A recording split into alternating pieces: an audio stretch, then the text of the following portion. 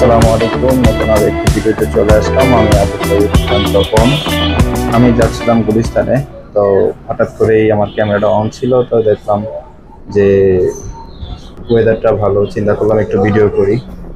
তো এখন রাস্তা যাচ্ছিলাম, তো হঠাৎ করেই দেখলাম যে সামনে ফুটওভার ব্রিজ আছে, কিন্তু অনেকে ফুটওভার ব্রিজ ব্যবহার করতেছে না।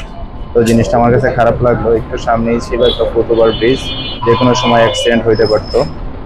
ওনারা ওদিকেই খেয়াল না করেই ওনারা রাস্তার মাঝখান দিয়ে গাড়ি টাড়ি চলতেছে, বাস চলতেছে, হঠাৎ হঠাৎ মোটর সাইকেল আসতেছে, ওনারা গাড়ি ওভারটেক করতেছে। তাতে আমার কাছে খারাপ লাগলো। সাথেই ছিল ফুটওভার ব্রিজটা, ওনারা এটা ব্যবহার না করেই চলাফেরা করতেছিল। তাতে আমার কাছে খারাপ লাগলো, তাই আমি ভিডিওটা করার উদ্দেশ্য ছিল। আমি এখন আছি হচ্ছিল বাবা আসাবো ফ্লাইওভারের উপরে।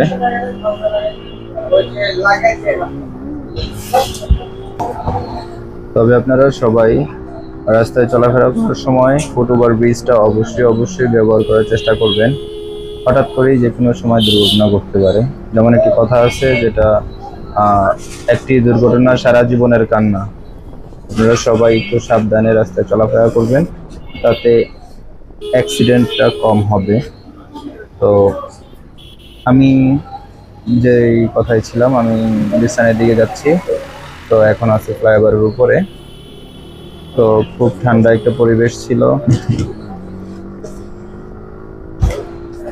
এখন আমি গাড়ি ইউটার্ন নিয়ে আমি এখন যাচ্ছি হলো আমতলা মসজিদ, শাহজাহানপুর আমতলা মসজিদ। ওই দিকটাই যাচ্ছি।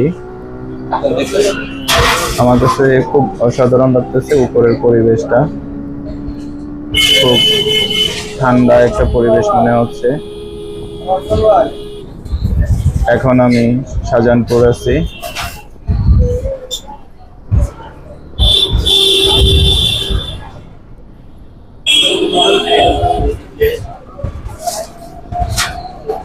হঠাৎ করে রাস্তার মাঝখান দিয়ে লোকজন দৌড় দিয়ে রাস্তা পার হওয়ার সময় যে কোনো সময় অ্যাক্সিডেন্ট ঘটতেই পারে। ওনাদের আসলে ওইদিকে খেয়ালই নেই।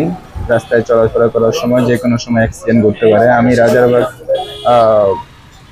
মোচর ওভারটেক করলাম, গুলিস্তান দিকে যাচ্ছি।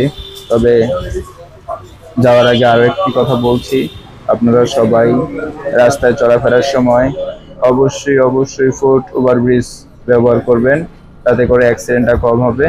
আপনিও ভালো থাকবেন, আমার জন্য দোয়া করবেন।